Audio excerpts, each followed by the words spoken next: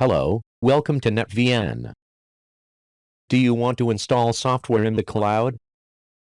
There is a way to do this. You follow these steps. I will install some software on OneDrive. To install and run the software on the OneDrive sync folder, you need to install the portable software. You go to portableapps.com and download the latest version.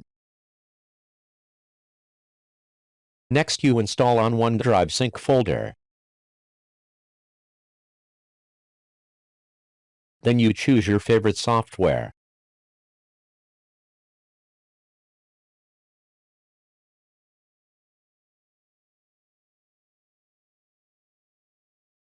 So you install the portable software on OneDrive.